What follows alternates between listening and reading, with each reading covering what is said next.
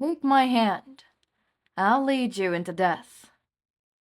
By a Whisper in the Shadows, on AO3. Episode 6, Chapter 5. Though his sleep schedule wasn't the most consistent thing in his life, Shouta always enjoyed proper mornings. Just him, his coffee, his cats, and the morning sun brightening up the sitting room. He enjoyed those minor minutes of peace before his day started. The day before the sports festival was not one of those mornings, however.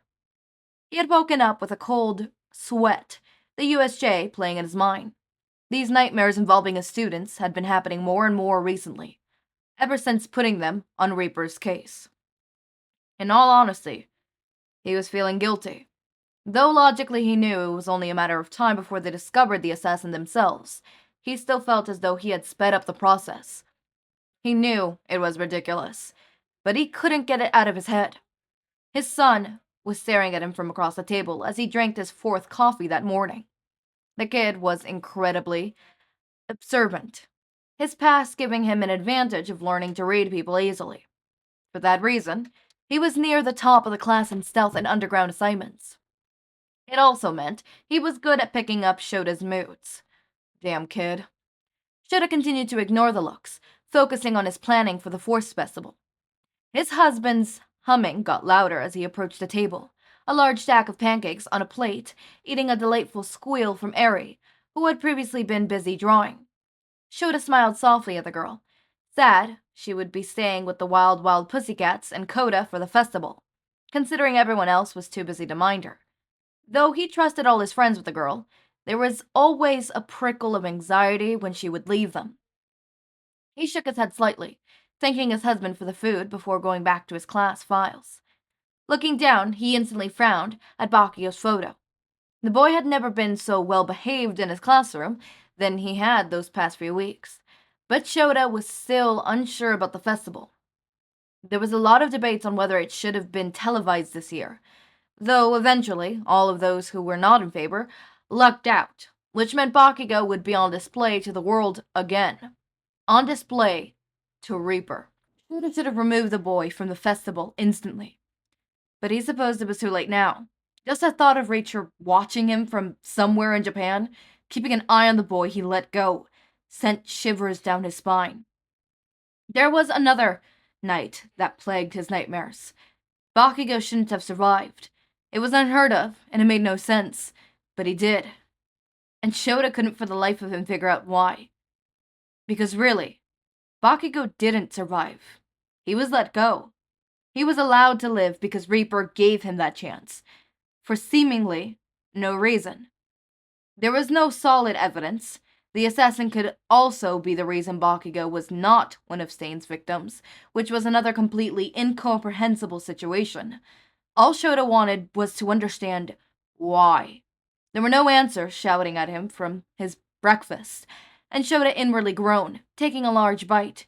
He looked up at his son, who was still staring at him, eyebrows raised. Shouta narrowed his eyebrows before rolling them. Toshi, do me a favor and keep an eye on Bakugou, will you? Today and tomorrow. He said, after a moment, ignoring his husband's sympathetic gaze. His son narrowed his eyes in return. Why? You think he's going to go rogue during the sports festival? A pause. He wouldn't. Right? He asked suspiciously. Shouta sucked on his teeth, shaking his head slightly. No, it's not that. Shouta was pretty certain the kid was done chasing this particular villain. He's just... I don't know. I'm just concerned about him recently, that's all. He has been pretty quiet these last few weeks.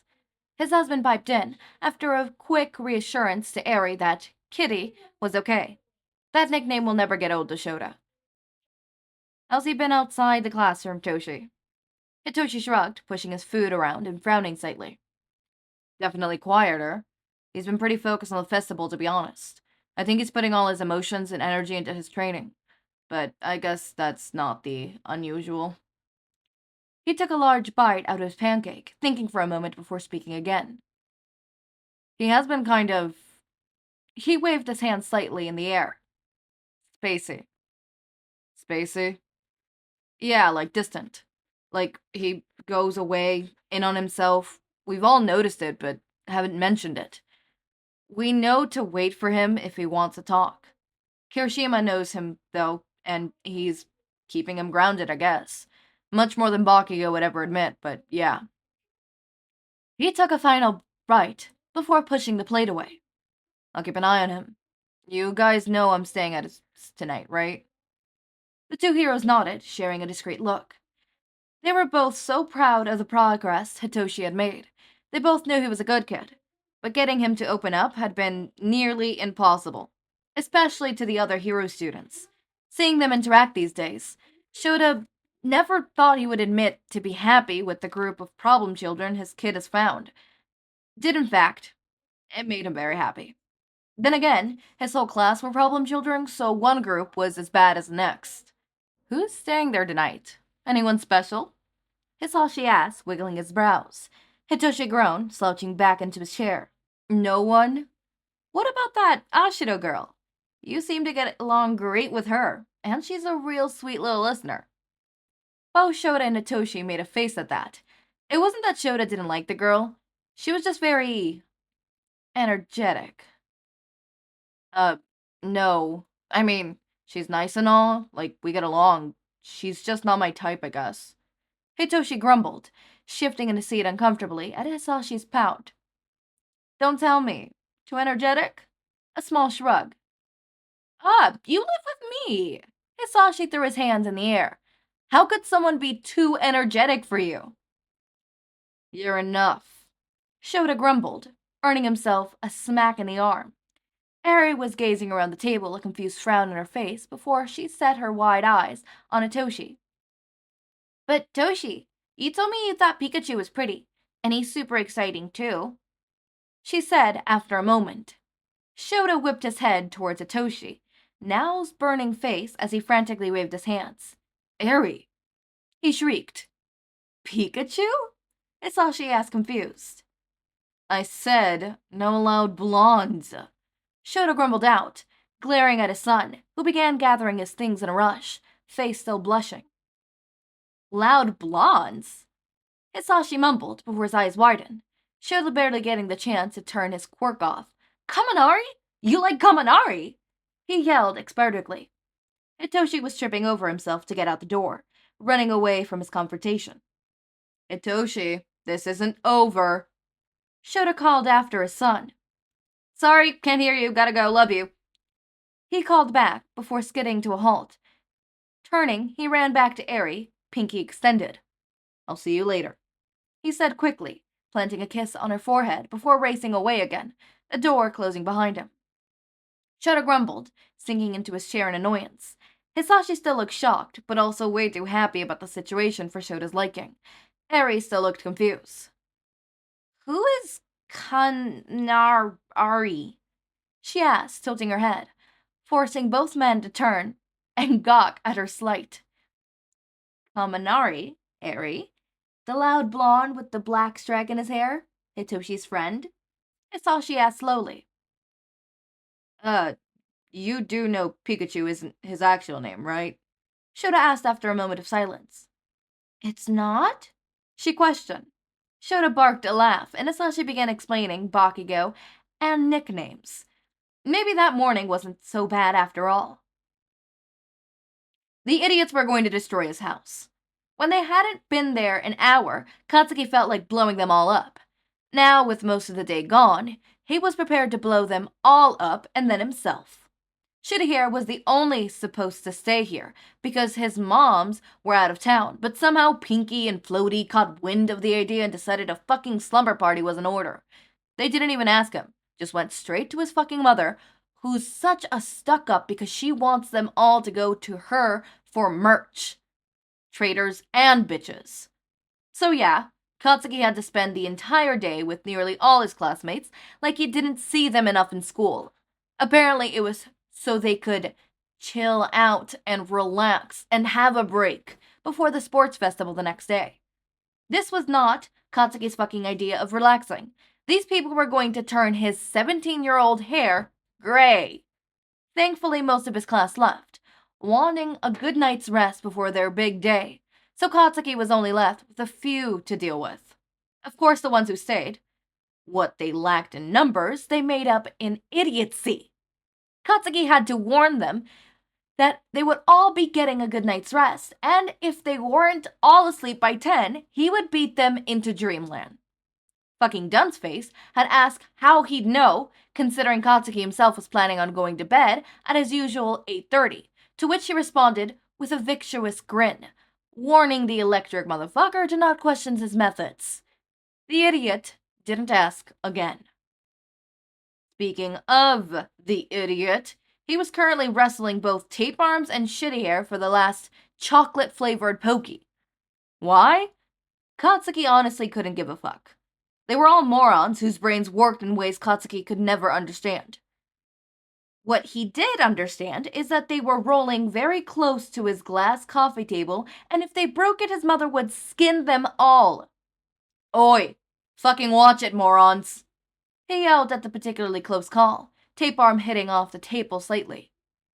They all ignored him, forcing Katsuki to grit his teeth as they continued to argue over who the Pocky belonged to. Fucking weird-ass fuckers. Pinky and Floaty were laughing their asses off at the whole ordeal in the corner, trying to paint their nails. They were leaving soon, heading to Ponytails with the rest of the girls for the night, which Katsuki felt pretty bummed out by. Not that he'd admit it. They were both excitable as fuck. They were still easier to deal with than their other moron friends. All the other girls were. He could just fucking read him better or something. They'd give him fucking peace. Well, read him better than everyone except Shitty Hair. Katsuki never thought he would connect with someone like that in the past, but Shitty Hair was always there. He'd think how, with all of his talents of reading Katsuki's emotions and fucking mind, he'd be able to tell when the blonde was pissing his head off. That's it. He marched as the bookshelf rattled, marching over to the scuffle and grabbing the Pocky box himself. Ignoring the shouts of protest, he threw the last sweet into his mouth before tossing the box in a bin, glaring at the three other boys, who were still tangled together. He flopped himself back onto the couch between Agbies and Icy Hot as the purple-haired boy snickered. You don't even like Pocky, my dude. So not cool. Pikachu whined from the ground, eating a pillow of his head, and more laughter from the boy next to him. As entertaining as this all is, me and the girls got to go. Mina grinned as the two gave fist bumps and hugged around. Both of them crowded Katsuki at once, so he couldn't escape, pouncing on him and squeezing him tight. He didn't even bother biting them. There was no point. Thanks so much for letting us come over, Blasty, Brody said as the two began to head out. I'm leaving too, Icy Hot said bluntly as he stood up. Sarah whipped around, pouting. What? You're leaving, Roki? He whined. Yes, that's what I said. The other replied, blinking in confusion. I'm gonna stay with my mom tonight. Sarah nodded in understanding. Going back to playing a video game they had all whipped out of fucking nowhere. He was still pouting, and Katsuki rolled his eyes. Oh, say hi to your mom for us, will you, Blasty? Both your parents, actually, and thanks that we're allowed to pop over. Pinky exclaimed as they waited for half and half, a pat of her own on her face. I was really sad I didn't get to go see them this time around. She huffed before perking up again and waving at the rest. See you all tomorrow. I can't wait for all of us to crush it. Plus ultra, they all yelled, like a bunch of fucking weirdos. Not that Katsuki could say anything himself, considering he mumbled it as well, but no one needs to know that. Hey, where are your parents tonight? Thought they'd be getting us all hyped up for the festival. Pikachu asked over his shoulders. They're staying with Auntie. Auntie? Tape Arm said. I didn't know you had an aunt. Katsuki glared at him a moment before turning his hair away. I don't. With that final statement, the three on the floor continued their game, understanding he wasn't giving any more information, yelling and pushing each other around. Yo, okay. Why are they visiting? Okay, I see you. Okay, sorry. I'm I got this new lamp warmer. I'm a little concerned that it's not gonna work. Maybe it will.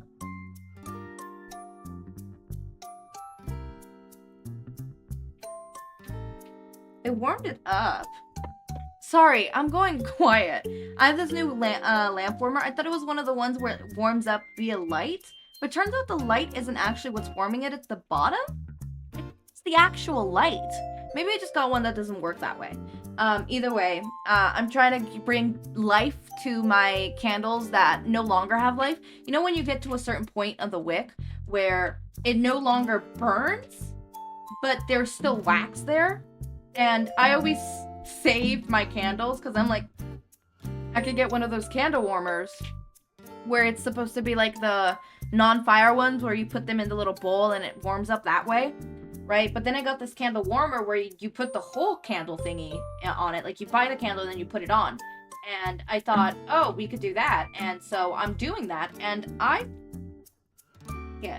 it's supposed to make it smell a lot more and it's supposed to burn faster. Anyways, on to this actual thing. Because that's what I'm supposed to be doing here, not whatever the fuck I was doing. But this was super cool. Oh my god, the chapter 5 thing did it again. I thought it fixed it. Fuck. I hate that it doesn't fix this thing. I'm gonna try to see if I can fix it on the next one. Sorry. But anyways, what was I saying? I was saying something. Right, fanfiction. So far there's not much I want to comment on. Obviously we had a little bit of Shindeku, what? Denki. I used to ship it a lot. Denki used to be my freaking OTP when it came. Well, not my all-time pair, but like it used to be like my favorite of all the Shinsou fics. In fact, Shinsou ships. In fact, it was the only ship I shipped with Shinsou and Denki. But then somebody goddamn Permanent Ink got me onto Denki X Bakugou, and now I can't get it off my head. That pairing is forever stuck in my mind. And Shindeku is such a good pairing as well. I think I like Shindeku because it is literally not the juxtaposition. I'm using big words and I don't even fully understand what they mean. It is the correlation with each other. Again, I did it again. I'm using big words without understanding what they mean. It is being foil characters to a certain degree. I mean, I wouldn't necessarily consider them foil characters, but they are, in a way, foil characters, right? At least in the fandom. Obviously, we don't know how much villainous quirks are discriminated against, apart from Toga and obviously mutant quirks being discriminated. And again, Horikoshi fumbled the ball because that should not have been introduced in the later seasons. It should have been something that was established in the beginning seasons. This is something that fan fiction does a whole lot better than the main My Hero Academia. And it's unfortunate because fan fiction is doing so much better at these topics than Horikoshi himself, right? Obviously, we have Izuku, a quirkless person who goes through quirkless discrimination. And then we have Hitoshi, who goes through that different type of discrimination. The discrimination of, oh, you have the villainous quirk, right? And Izuku gets a break. He gets a heroic quirk. He gets everything. And now we have this person who is viewing him in the light of, oh, you're just a sheltered boy who's never seen anything wrong. When Izuku isn't that. And it's like, they're the same people, but two different turnouts. They're not necessarily foil characters. They're one and the same coin, just on different sides. One got it a whole lot worse and now has it better, while the other continues to have it how it is, right? And now has it worse compared to the person who used to have it worse than him. And it's always really interesting to see that type of dynamic. Not to mention, it is very much Grumpy X Sunshine, right? Obviously, Izuku isn't a whole ball of sunshine. He has very dynamic characters. He has some trauma. He has some, there and there. And obviously, Shinsou isn't grumpy. They aren't like Eraser Mike, right? Eraser Mike is the true Sunshine X Grumpy character, while this would be Sassy X Puppy Dog. It's because Shinsou is less of grumpy, like I'm just grumpy, and it's more of I'm sassy kind of situation. But it is one of my favorite tropes, the opposites attract thing. Not to mention their colors are complementary colors. Or not complementary, what's it called? They're not complementary colors, but they are considered matching colors. Those two colors go well together, right? Green and orange also go well together. I think they are also the same type that Shinsou and Izuku are, because they have one color in between them, right? And Izuku's green, and then it goes into... Oh no, they have two colors in between them. They're not. Never mind. But anyways, I really enjoy their type of dynamic. So obviously, we saw a little bit of Denki here. I'm not saying that I don't like Denki. Technically speaking, with Denki, we have the same type of trope, but I don't know why my heart is so held up on Deku, right? And Shinsou.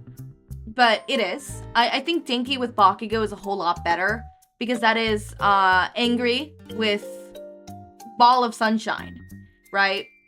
Someone who two people that you don't think are smart, but they're really smart. I also really like Denki being smart. I am a sucker for that trope. Smart Denki is my favorite trope, and I will die on that hill. But yeah, and I can't wait to see the rest of this. This chapter is going to probably be broken up into 3 episodes, so hold on to that. We're getting into the longer chapters, and because of that, we're going to be here for a little while longer. Anyways, I hope you're all having a wonderful day. As always, my raindrops, make sure to eat, sleep, drink water, take your meds. Have a wonderful day or night. Link to my Discord server and socials are down in the description. Subscribe to see more of my content, and thank you so much for watching.